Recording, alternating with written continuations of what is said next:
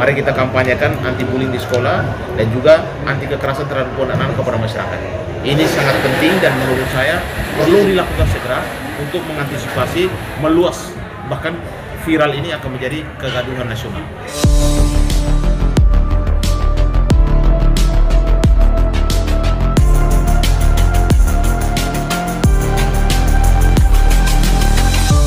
Fenomena yang saat ini sedang marak atau ramai ya, viral terkait dengan bullying atau kekerasan di lingkungan sekolah, menurut kami ini sudah sangat memprihatinkan.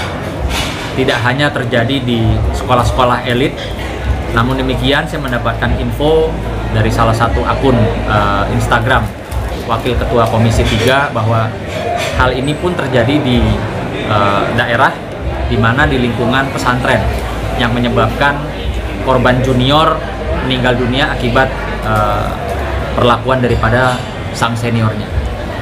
Ini sudah menjadi fenomena yang harus kita sikapi bersama-sama, bukan hanya mengandalkan sekolah sebagai tempat pendidikan, namun juga ini sudah menjadi kewajiban kita bersama. Ya, karena bullying ini atau kekerasan itu terjadi tidak hanya dalam lingkungan sekolah, tapi juga kayak seperti kemarin infonya ada di wilayah sekitar sekolah, warung dekat sekolah. Artinya ya, seharusnya pemilik warung atau orang-orang warga atau orang yang ada di sekitar wilayah lingkungan pendidikan itu juga harus ikut berpartisipasi mencegah ya adanya bullying atau kekerasan, atau kalaupun bisa ikut menjaga supaya hal-hal tersebut tidak terjadi, atau kalaupun terjadi bisa melaporkan ke satpam sekolah atau ke pihak sekolah sehingga tidak ada tuh peristiwa atau korban-korban bullying. Yang pasti kejadian fenomena ini akan ada terus-menerus. Cuma itulah kewajiban kita sebagai orang tua dan lembaga pendidikan maupun masyarakat, itu bagaimana caranya menekan atau mengurangi, paling tidak mencegah supaya tidak terjadi. Karena ini saya lihat sudah hampir merata ya, tidak hanya di sekolahan elit saat ini juga, yang dimana orang tua mungkin membayar mahal untuk menitipkan anaknya di sekolahan, akhirnya bisa jadi korban, bisa jadi pelaku juga. Tapi juga itu tadi saya katakan, per hari ini saya mendapatkan informasi di berita bahwa ada di lingkungan pesantren. Ini kan sudah luar biasa. Artinya betul-betul saya juga ingin menghimbau Kementerian Pendidikan tentunya juga bisa lebih ikut terjun ya, berkoordinasi atau mengawasi sekolah-sekolah, atau paling tidak bisa memberikan sanksi kepada sekolah yang angka bullying atau angka kekerasan di lingkungan sekolahnya tinggi. Gitu loh. Jadi supaya menjadikan efek jera supaya tidak terulang atau berulang kejadian-kejadian darurat bullying, karena ini kasus sudah lama sering terjadi dan terjadinya proses pembiaran. Makanya tadi saya katakan dengan jelas, lembaga-lembaga anak itu tidak berfungsi sama sekali. Banyak lembaga anak di bawah pemerintah tapi tidak berfungsi, bubarkan saja, bikin lembaga independen. Undang-undang perlindungan anak pun harus disesuaikan dengan zaman. Situasi sudah berubah dengan undang-undang waktu itu. Dan yang berikut lagi yang perlu saya tegaskan, bahwa sanksi itu kan ada sanksi pidana, denda, tambah juga sanksi administratif. Tadi sepakat dengan rekan saya bahwa kalau anak itu bisa melakukan bullying di sekolah, lalu misalnya dipidanakan, dan juga supaya SKCK-nya jangan dikeluarkan, sehingga ketika dia tamat dia mengalami masalah, dan itu bisa menjadi salah satu efek masalah administrasi. Hukum administrasi dijalankan juga selain denda. Karena begini, denda ini kan belum tentu dia bisa bayar. Kalau yang bullying anaknya tidak punya apa-apa, siapa mau bayar? Nah, sedangkan bullying kan tidak perlu harus masuk penjara, dikembalikan ke orang tuanya dalam pembinaan dan sebagainya. Inilah yang membuat bullying terjadi terus. Geng-geng di sekolah akan terus berkembang, dan yang merugi siapa? Bullying itu bukan hanya terjadi di sekolah, di luar sekolah pun sudah terjadi, dan kebanyakan di lingkungan sekolah. Kasus yang pernah saya tangani di Jakarta Timur, kasus yang sama. Itu pelakunya hampir kurang lebih 21 orang. Ospek terhadap anak di bawah, ospek terhadap adik kelasnya, dan kebetulan itu ada orang Jepang. Makanya sensitif. Terjadi laporan, nanti kami selesaikan waktu kejaksaan. Yang kedua, yang kasus di Binus, pelakunya bukan satu orang, lebih dari satu orang. Lalu bagaimana? sekolah sekelas minus, sekolah-sekolah Al-Azhar, itu aja sudah karakter yang harusnya menjadi salah satu contoh teladan bagi anak sekolah lain, itu justru jadi persoalan buat bangsa ini. Lalu memperlindungan anak lalu bergerak juga karena kita ini kontrol dan pengawasan terhadap itu yang kita rajin buat ngomong, tapi kontrolnya tidak ada. Lalu bagaimana penyelesaian? Sekolah harus mengkampanyekan tentang anti bullying, wajib. Orang tua harus mendukung. Yang ketiga, tadi Bang Sunan dengan tim Buaya Rafiq dan kami bekerja sama dengan kepolisian untuk mengkampanyekan anti bullying setiap seminggu beberapa kali di beberapa sekolah yang berpotensi terjadi bullying. Karena kalau sekolah negeri itu jarang, sekolah-sekolahnya itu jarang, banyak sekali kejadian di sekolah swasta. Nah ini lalu bagaimana akibat dari para persoalan ini? Yang rugi siapa? Tawuran, lalu geng motor, itu sudah melibatkan anak di bawah umur. Bahkan meninggal dunia sampai korbannya sampai sadis. Lalu mereka dengan senangnya ketika korbannya misalnya meninggal, mereka tepuk tangan dan lain sebagainya. Ini kan mental moral generasi kita sudah naik. Maka saya kembali lagi bahwa regulasinya harus mulai disesuaikan dengan perkembangan zaman. Yang kedua, lembaga-lembaga ini harus dicari lembaga independen. Untuk apa anggaran besar-besar kalau penyelesaian ini tidak pernah selesai, bertambah terus tiap tahun? Untuk apa? Karena lembaga itu kan lembaga anak di bawah presiden. Lalu kenapa tidak bisa selesai? Lalu kemana? Kasus di sekolah terjadi terus. Harusnya kan dilakukan sosialisasi, dilakukan pembinaan, dilakukan kampanye bullying dan lembaga anak. Masa dari pengacaranya melakukan dengan kepolisian? Lalu lembaga anak tidak melakukan itu? Itu juga kurang pas. Kalau menurut saya harusnya mereka menjadi garda terdepan dalam hal sosialisasi kampanye anti bullying di sekolah-sekolah. Karena ini menyangkut kasus anak. Karena kepolisian pun penanganan kasus anak itu undang-undang perlindungan anak sangat keras. Polisi pun polisi yang khusus, polisi anak kan. Penanganan melalui tahapan yang cukup melelahkan. Kasusnya saya pengacaranya, anaknya Bang Sun. Kasus 1 tahun, baru sidang kemarin. 1 tahun kasus karena bagaimana caranya mereka semua lembaga anak minta didamaikan. Lalu orang tua dihadirkan, ternyata orang tua dihadirkan orang tua yang seperti sinetron. Besok hari ini beda, besok lagi orang tuanya. Lalu gimana itu? Makanya kami minta supaya kalau mau masalah bullying selesai, partisipasi masyarakat harus dilibatkan. Jangan hanya polisi, jangan lembaga anak, jangan hanya sekolah, masyarakat dan lingkungan sekitar. Kenapa? Karena warung di sekitar itu menjadi tempat bullying. Mereka duduk bersama, minum, ada yang mungkin pakai narkoba. Mas jangan salah. Sekarang banyak sekali kejadian mereka bullying, tawuran, geng motor pakai narkoba. Dan ini tanggung jawab siapa? Yang punya tanggung jawab eksekusi adalah pihak polisi, aparat penegak hukum. Karena lembaga anak tidak punya hak eksekusi. Mereka hanya dasar ya bagaimana caranya supaya anak ini diperhatikan. Dua-duanya pelaku dan korban harus diperhatikan. Bagaimana harus ada perbedaan dong? Kalau dia pelaku kok masa disamakan dengan anak korban? Memang sama-sama anak tapi perlakuannya harus berbeda. Ya, pasalnya ada pasal 80, ada pasal 72C. Jadi ada beberapa pasal yang disangkakan. Itu kan bullying itu macam-macam. Ada bullying secara fisik, secara verbal, dan bullying itu secara media sosial. Ya. Dilecehkan di media sosial orang itu, bahkan bikin janji di media sosial saling ancam, saling. Ini kan sudah masalah. Makanya dia kepolisian bertugas di cyber, patroli di cyber itu harus melihat potensi. Tadi Pak Kapolres Jakarta Barat juga. Ini sekarang ternyata ketika mereka janji untuk melakukan tawuran, di kepolisian sudah tahu karena mereka janji di media sosial. Marah-marah, bullyingnya maki-makian di media sosial. Jadi polisi datang ke sasaran tempat sudah langsung ketahuan, bisa dibubarkan. Lalu kalau sudah terjadi kejadian, yang rugi orang tua, yang rugi masyarakat, yang rugi bangsa dan negara. Karena generasi muda kita rusak gara-gara bullying. Karena bullying itu itu bisa menimbulkan trauma, bisa menimbulkan dendam, sakit hati, bahkan yang bersangkutan bisa bunuh diri. Karena rasa sakit hati dan malu sangat luar biasa. Lalu penanganannya biasa-biasa saja.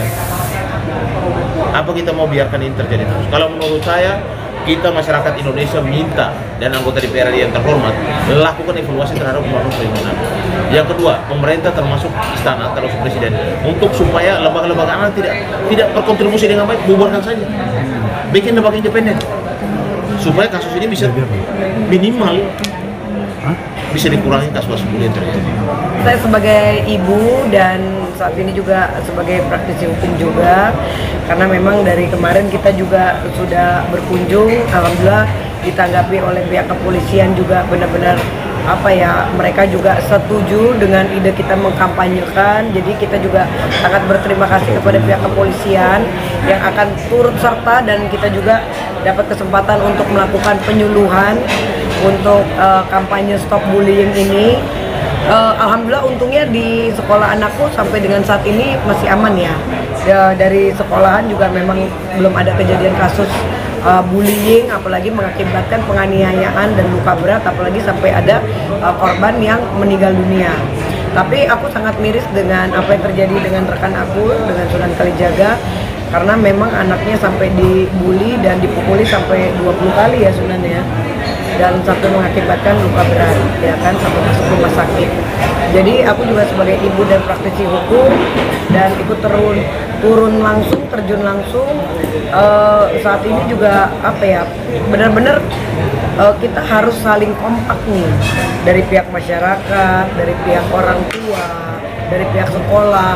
Kita benar-benar ini mengkampanyekan agar agar efek jera terhadap anak dan edukasi moral, edukasi akhlak ini benar-benar sampai kepada seorang anak tersebut. Karena ini harus dilihat juga, kita tidak bisa menyalahkan satu pihak kenapa kok anak melakukan kekerasan, karena kita juga harus bertanya juga dengan pihak orang tua, apakah memang dari orang tua juga melakukan kekerasan terhadap anak. Nah ini juga kita harus telusuri satu-satu gitu.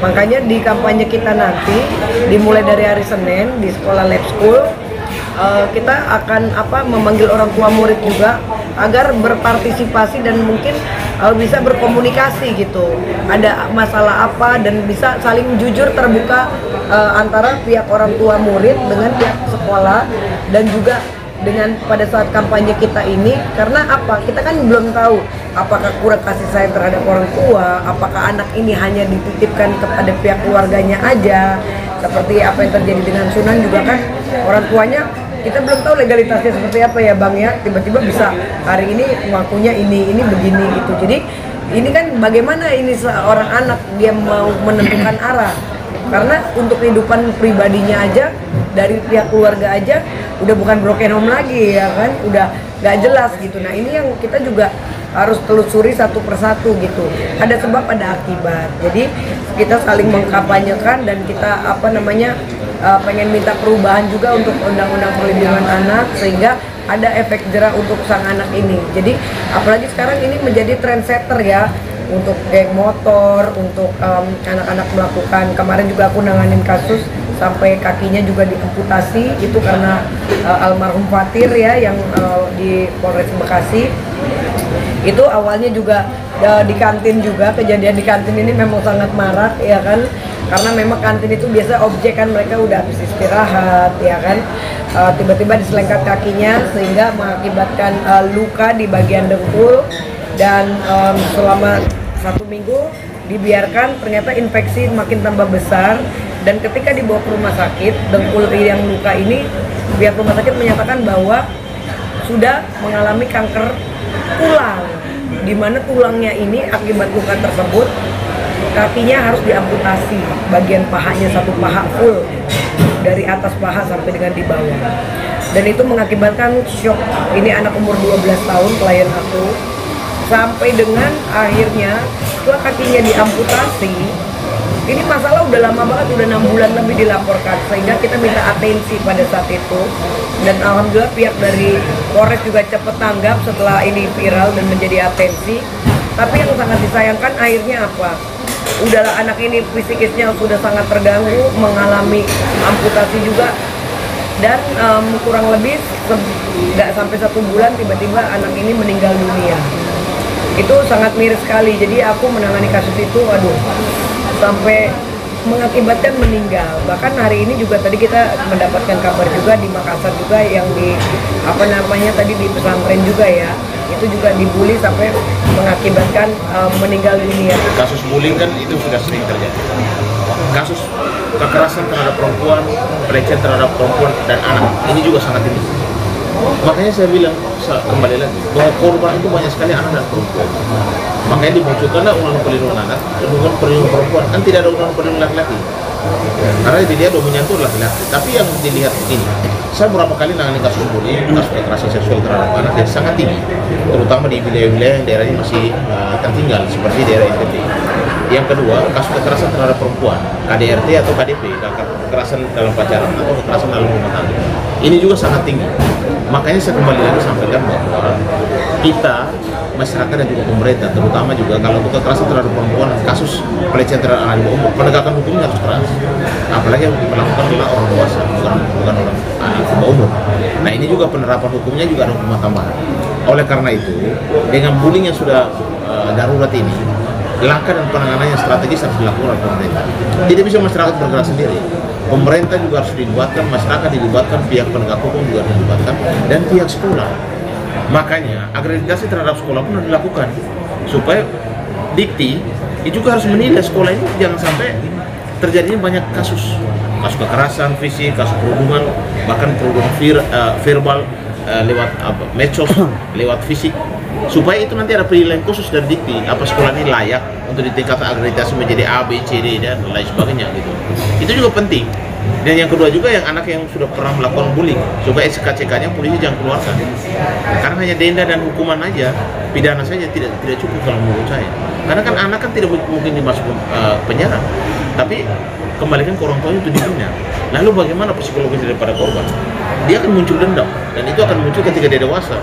Dia akan melampiaskan kepada orang lain, bahkan kepada keluarga sendiri. Makanya KDRT tinggi kalau Mas coba lihat bahwa kasus perundungan bullying tinggi karena pertama sekali itu karena broken home. Coba ditelisik, pasti banyak sekali kejadian karena broken home. Di keluarga itu ada perceraian, ada kekerasan terhadap anak atau pada ibunya, dan ini menimbulkan trauma yang luar biasa. Ya, jadi itu saja yang perlu kami sampaikan. Mari kita kampanyekan anti bullying di sekolah dan juga anti kekerasan terhadap anak kepada masyarakat. Ini sangat penting dan menurut saya perlu dilakukan segera untuk mengantisipasi meluas, bahkan viral ini akan menjadi kegaduhan nasional.